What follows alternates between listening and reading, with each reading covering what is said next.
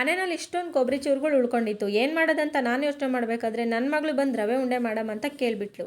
ಹಾಲ್ good morning ಎಲ್ರಿಗೂ, welcome back to ರನ್ಶು vlogs. ನಾನು ರತ್ನ. ರವೆ ಉಂಡೆ ಮಾಡಲಿಕ್ಕೆ ಸ್ಟವ್ ಮೇಲೆ ಒಂದು ಕಡಾಯಿನ ಇಟ್ಟು 1-2 ಟೇಬಲ್ ಸ್ಪೂನಷ್ಟು ತುಪ್ಪನ ಹಾಕಿದ್ದೀನಿ. ತುಪ್ಪದಲ್ಲಿ ಒಣ ದ್ರಾಕ್ಷಿನ ಫ್ರೈ ಮಾಡ್ಕೊಳ್ತಾ ಇದ್ದೀನಿ. 1 ಟೇಬಲ್ ಸ್ಪೂನಷ್ಟು ಒಣ ದ್ರಾಕ್ಷಿನ ಹಾಕಿ ಉರಿನ ಸಿಮ್ಮಲ್ಲಿ ಇಟ್ಕೊಂಡು ಫ್ರೈ ಮಾಡ್ಕೊಂಡು ತಗೋತಾ ಇದ್ದೀನಿ.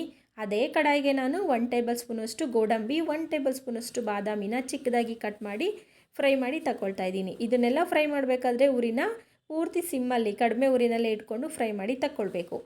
ಈ ಒಂದು ರವೆ ಉಂಡೆಗೆ ತುಪ್ಪನ ಜಾಸ್ತಿ ಬಳಸ್ತಾ ಇದ್ದೀನಿ. ತುಪ್ಪ ಹಾಕಿದ್ರೆ ರವೆ ಉಂಡೆ ತುಂಬ ಟೇಸ್ಟಿಯಾಗಿ ಬರುತ್ತೆ. ಹಾಗೆ ತುಂಬ ಸುಲಭವಾಗಿ ಮಾಡ್ಕೊಳ್ಬೋದು. ಫಸ್ಟ್ ಟೈಮ್ ಮಾಡ್ತಿರೋರು ಈಸಿಯಾಗಿ ಮಾಡ್ಕೊಳ್ಬೋದು. ಇನ್ನು ಅದೇ ಕಡೆಗೆ ಮತ್ತೆ 1 ಟೀ ಸ್ಪೂನಷ್ಟು ತುಪ್ಪನ ಹಾಕಿ ತುಪ್ಪ ಎಲ್ಲ ಕರಗಿದ ನಂತರ ಮೆಜರ್ಮೆಂಟ್ ಕಪ್ಪು ಅಳತೆ ಕಪ್ಪಿನಲ್ಲಿ 2 ಕಪ್ಪಷ್ಟು ಚಿರೋಟಿ ರವೆನ ಹಾಕಿದ್ದೀನಿ. 2 ಕಪ್ಪಷ್ಟು ಚಿರೋಟಿ ರವೆನ ಹಾಕಿ ಉರಿನ ಸಿಮ್ಮಲ್ಲಿ ಇಟ್ಕೊಂಡು ಫ್ರೈ ಮಾಡ್ಕೊಳ್ತಾ ಇದ್ದೀನಿ. ನೀವು ಯಾವುದೇ ಸ್ವೀಟ್ನ ಮಾಡಬೇಕಾದ್ರೂ ಉರಿನ ಸಿಮ್ಮಲ್ಲಿ ಇಟ್ಕೊಂಡು ಮಾಡಿಕೊಂಡ್ರೆ ತುಂಬ ರುಚಿಯಾಗಿ ಬರುತ್ತೆ. 8 ನಿಮಿಷ ಈ ರವೆನ ನಾನು ತುಪ್ಪದಲ್ಲಿ ಫ್ರೈ ಮಾಡ್ಕೊಳ್ತಾ ಇದ್ದೀನಿ. ಚೆನ್ನಾಗಿ ಮಿಕ್ಸ್ ಮಾಡಿಕೊಂಡು 8 ನಿಮಿಷ ಫ್ರೈ ಆದ ನಂತರ 1 ಕಪ್ಪಷ್ಟು ಕೊಬ್ಬರಿ ತುರಿನ ಹಾಕ್ಕೊಳ್ತಾ ಇದ್ದೀನಿ. ಕೊಬ್ಬರಿನ ನಾನು ಇಲ್ಲಿ ಗ್ರೈಂಡ್ ಮಾಡಿ ತೊಗೊಂಡು ಹಾಕ್ಕೊಳ್ತಾ ಇದ್ದೀನಿ. ನೀವು ಬೇಕಾದರೆ ಮೇಲ್ಗಡೆ ಕಪ್ಪು ಸಿಪ್ಪೆನೆಲ್ಲ ತೆಗೆದುಬಿಟ್ಟು ಸ್ವಲ್ಪ ಫ್ರೈ ಮಾಡಿ ಗ್ರೈಂಡ್ ಮಾಡಿಕೊಂಡ್ರೆ ಅದೇನೇ ಡೆಸಿಕೇಟೆಡ್ ಕೊಕೊನಟ್ ಪೌಡರ್ ಆಗಿಬಿಡುತ್ತೆ. ನಾನಿಲ್ಲಿ ಕೊಬ್ಬರಿನೇನು ಮೇಲ್ಗಡೆ ಸಿಪ್ಪೆ ಎಲ್ಲ ಏನು ತೆಗ್ದಿಲ್ಲ, ಹಾಗೆ ಹಾಕ್ಕೊಳ್ತಾ ಇದ್ದೀನಿ. ಕೊಬ್ಬರಿ ಫ್ರೈ ಆದ ನಂತರ ಸ್ವಲ್ಪ ಏಲಕ್ಕಿ ಪೌಡರ್ನ ಹಾಕಿ ಕೊಬ್ಬರಿನೆಲ್ಲ 2 ನಿಮಿಷ ಚೆನ್ನಾಗಿ ಫ್ರೈ ಮಾಡ್ಕೊಳ್ತಾ ಇದ್ದೀನಿ. ಕೊಬ್ಬರಿ ಹಸಿ ವಾಸನೆ ಹೋಗಿ ಫ್ರೈ ಆದ ನಂತರ ನಾನು ಸಕ್ಕರೆ ಪುಡಿ 1 ಕಪ್ಪಷ್ಟು ಸಕ್ಕರೆ ಪುಡಿನ ಪೌಡರ್ ಮಾಡಿ ತೊಗೊಂಡಿದ್ದೀನಿ. 2 ಕಪ್ಪು ಚಿರೋಟಿ ರವೆಗೆ 1 ಕಪ್ಪಷ್ಟು ಸಕ್ಕರೆನ ಪುಡಿ ಮಾಡಿ ತೊಗೊಳ್ತಾ ಇದ್ದೀನಿ. ಇದನ್ನು ಚೆನ್ನಾಗಿ ಮಿಕ್ಸ್ ಮಾಡ್ಕೋಬೇಕು. ರವೆಗೆ ಕೊಬ್ಬರಿಗೆಲ್ಲ ಗಂಟು ಇಲ್ದಲೆ ನೀಟಾಗಿ ಮಿಕ್ಸ್ ಮಾಡಿಕೊಂಡು 2 ನಿಮಿಷ ಫ್ರೈ ಆದ ನಂತರ ಸಕ್ಕರೆ ಎಲ್ಲ ಕರಗಿರುತ್ತೆ. ಆ ಟೈಮಲ್ಲಿ ನಾವು ಮತ್ತೆ 1 ಕಪ್ಪಷ್ಟು ಹಾಲನ್ನು ತಗೊಳ್ತಾ ಇದ್ದೀನಿ. ಕಾಯಿಸಿ ಆರಿಸಿರುವಂಥ ಹಾಲು. ಫಸ್ಟು ಅರ್ಧ ಕಪ್ಪು ಹಾಲನ್ನು ಹಾಕಿ ಮತ್ತೆ ಚೆನ್ನಾಗಿ ಮಿಕ್ಸ್ ಮಾಡಿಕೊಂಡು ಆಮೇಲೆ ಸ್ವಲ್ಪ ಹಾಲನ್ನೇ ಹಾಕಿ ಮಿಕ್ಸ್ ಮಾಡ್ಕೊಂಡಿದ್ದೀನಿ. ಅಳತೆನಲ್ಲಿ ಹೇಳಬೇಕಂದ್ರೆ 1 ಕಪ್ಪಷ್ಟು ಹಾಲನ್ನು ತೊಗೊಂಡಿದ್ದೀನಿ. ರವೆ ತೊಗೊಂಡಿದ್ನಲ್ಲ 2 ಕಪ್ಪು, ಅದೇ ಕಪ್ಪಲ್ಲಿ 1 ಕಪ್ಪಷ್ಟು ಹಾಲು, 1 ಕಪ್ಪಷ್ಟು ಸಕ್ಕರೆ ಪುಡಿ ಅಳತೆ ಬೇಕಾಗುತ್ತೆ. ಚೆನ್ನಾಗಿ ಸಿಮ್ಮಲ್ಲಿ ಇಟ್ಕೊಂಡು ಫ್ರೈ ಮಾಡ್ತಾನೆ ಇರಬೇಕು. ಚೆನ್ನಾಗಿ ಅದೆಲ್ಲ ಮೆತ್ತಗಾಗ್ಬಿಟ್ಟು ರವೆ ತಳ ಬಿಟ್ಕೊಳ್ಳುತ್ತೆ, ಎಲ್ಲೂ ತವಾಕ್ಕೆ ಕಚ್ಕೊಳ್ಳಲ್ಲ. ಹಾಗೆ ಕೈಯಲ್ಲಿ ಈ ಥರ ಕಟ್ಟಿ ನೋಡಿದ್ರೆ ಉಂಡೆ ಕಟ್ಟೋಕ್ಕೆ ಬರಬೇಕು. ಅದಕ್ಕೆ ಚೆನ್ನಾಗಿ ರವೆ ಎಲ್ಲ ಹರಳ್ಕೊಂಡಿರುತ್ತೆ. ಆವಾಗ ಇದು ಪರ್ಫೆಕ್ಟ್ ಅದಕ್ಕೆ ಬಂದಿದೆ ಅಂತ ಗೊತ್ತಾಗುತ್ತೆ. ಕೊನೆಯದಾಗಿ ದ್ರಾಕ್ಷಿ ಮತ್ತು ಗೋಡಂಬಿ ಎಲ್ಲ ಫ್ರೈ ಮಾಡಿ ಇಟ್ಕೊಂಡಿದ್ವಲ್ಲ ಅದನ್ನೇ ಎಲ್ಲ ಹಾಕಿ ಚೆನ್ನಾಗಿ ಮಿಕ್ಸ್ ಮಾಡ್ತಾಯಿದ್ದೀನಿ. ಉರಿನ ಮಾತ್ರ ಯಾವುದೇ ಕಾರಣಕ್ಕೂ ಹೈ ಫ್ಲೇಮಲ್ಲಿ ಇಟ್ಕೋಬೇಡಿ, ಕಡಿಮೆ ಉರಿನ ಇಟ್ಕೊಂಡು ಮಾಡ್ಕೊಳ್ಬೇಕಾಗುತ್ತೆ.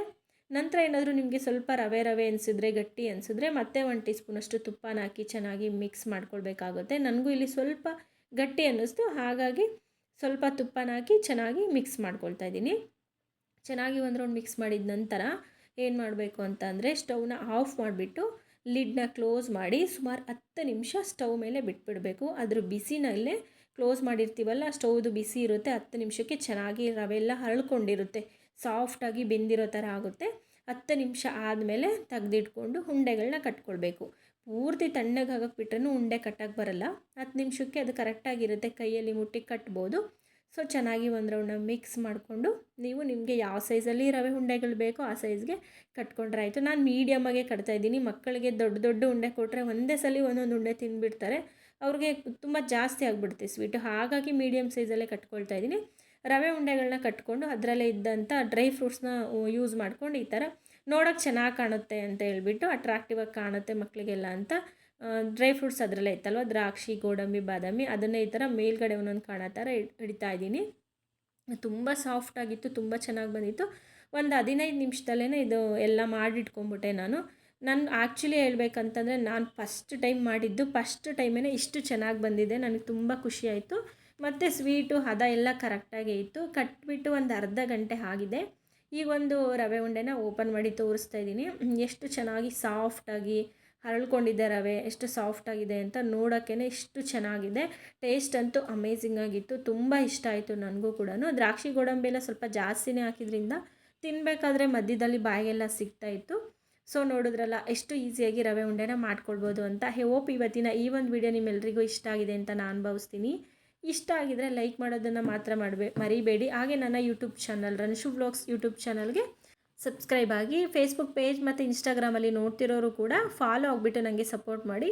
ಇನ್ನು ರವೆ ಉಂಡೆಗಳನ್ನೆಲ್ಲ ಕಟ್ಟಿಟ್ಕೊಂಡಾಯಿತು, ಟೇಸ್ಟ್ ಕೂಡ ಮಾಡಾಯಿತು. ಇನ್ನು ತಲೆಗೆ ಸ್ವಲ್ಪ ಎಣ್ಣೆನೂ ಕೂಡ ಹಚ್ಕೊಳ್ಬೇಕಾಗಿತ್ತು. ನಾನು ಮನೆಯಲ್ಲಿ ಯಾವ ಥರ ಆಯಿಲ್ನ ಅಪ್ಲೈ ಮಾಡ್ತೀನಿ ಕೂದಲಿಗೆ ಅಂತ ಅಂದರೆ, ಒಂದು ಬೌಲ್ಗೆ 2 ಟೇಬಲ್ ಸ್ಪೂನಷ್ಟು ಹರಳೆಣ್ಣೆ, 2 ಟೇಬಲ್ ಸ್ಪೂನಷ್ಟು ಕೊಬ್ಬರಿ ಎಣ್ಣೆ ತೊಗೋತೀನಿ. ಹಾಗೆ ಸ್ವಲ್ಪ ಕರಿಬೇವು ಮತ್ತು 1 ಟೀ ಸ್ಪೂನಷ್ಟು ಮೆಂತ್ಯನ ಹಾಕ್ಬಿಟ್ಟು ಚೆನ್ನಾಗಿ ಕುದಿಲಿಕ್ಕೆ ಬಿಡ್ತೀನಿ ಎಣ್ಣೆ ಚೆನ್ನಾಗಿ ಕುದಿಬೇಕಾಗುತ್ತೆ.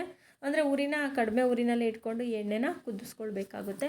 ಎಣ್ಣೆ ಕುದ್ದ ನಂತರ ತೆಗೆದಿಟ್ಟು ಅದು ಪೂರ್ತಿ ತಣ್ಣಗಾಗೋಕ್ಕೆ ಬಿಡಬೇಕು. ಉಗುರು ಬೆಚ್ಚಗೆ ಥರ ಇರುತ್ತೆ ಅಂತ ಹೇಳ್ತಾರಲ್ವ, ಆ ಅದಕ್ಕೆ ತಣ್ಣಗಾಗಬೇಕು. ಪೂರ್ತಿನೂ ತಣ್ಣಗಾಗಬಾರ್ದು, ಉಗುರು ಬೆಚ್ಚಗಿರೋ ಥರ ಇರಬೇಕು.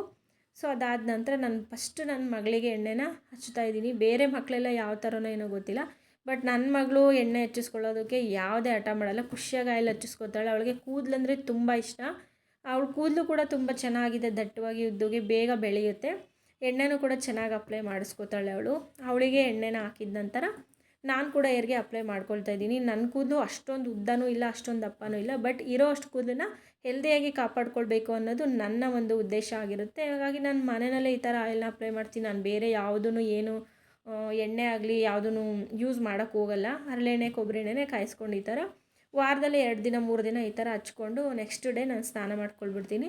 ಈ ಥರ ಕೂದಲನ್ನೆಲ್ಲ ನೀಟಾಗಿ ಸಪ್ರೇಟ್ ಮಾಡಿಕೊಂಡು ಫಸ್ಟು ಎಣ್ಣೆ ಹಚ್ಚೋಕೆ ಮುಂಚೆ ಚೆನ್ನಾಗಿ ಕೂದಲು ಸಿಕ್ಕೆಲ್ಲ ಬಿಡಿಸ್ಕೊಂಡು ಡಿವೈಡ್ ಮಾಡಿಕೊಂಡು ನಾನು ಸ್ಕಾಲ್ಪ್ಗೆಲ್ಲ ಚೆನ್ನಾಗಿ ಈ ಥರ ಹಚ್ಕೊಳ್ತೀನಿ. ಸ್ವಲ್ಪ ಜಾಸ್ತಿನೇ ಹಚ್ಕೊಂಡ್ಬಿಡ್ತೀನಿ. ತಲೆನೋವು ತುಂಬ ಬರ್ತಿರುತ್ತಲ್ಲ ನನಗೆ, ಈ ಥರ ಎಣ್ಣೆ ಹಾಕ್ಕೊಂಡು ಎಣ್ಣೆ ಮಸಾಜ್ ಒಂದು 10 ನಿಮಿಷ ಚೆನ್ನಾಗಿ ಹೆಡ್ ಮಸಾಜ್ ಮಾಡ್ಕೊಬಿಡ್ತೀನಿ. ಕೈ ಬೆರಳಲ್ಲೇ ಹೆಡ್ ಮಸಾಜ್ ಮಾಡ್ಕೊತೀನಿ, ಯಾವುದೇ ಮಸಾಜರ್ ಯೂಸ್ ಮಾಡಲ್ಲ ನಾನು.